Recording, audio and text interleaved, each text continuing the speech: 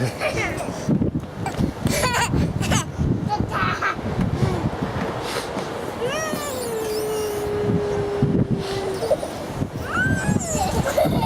危ない危ない。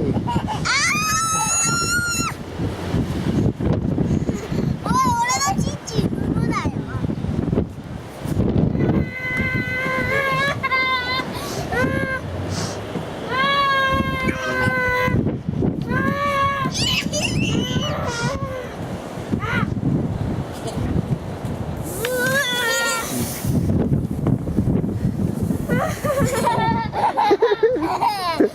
危ないよ。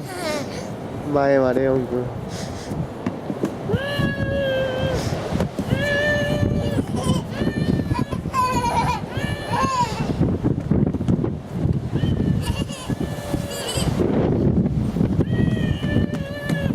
おでこがめっちゃ広いんだよ。普通にお座りで。レオン君は普通にお座りで行って。普通にお座り。普通にお座り。あ、危ないから。これだと危ないよ。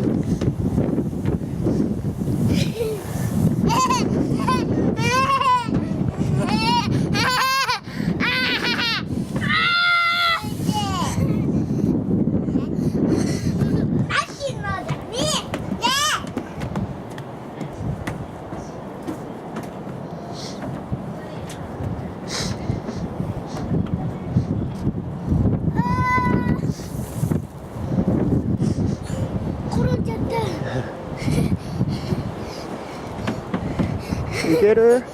大丈夫？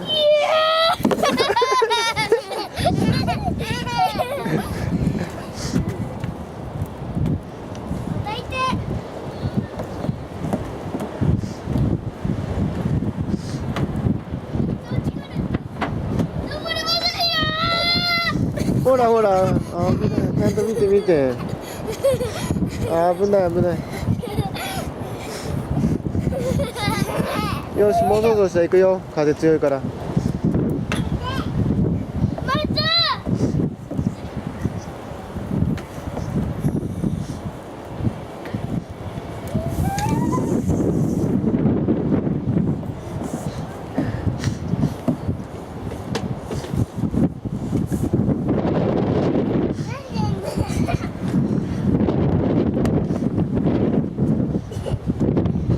危ない。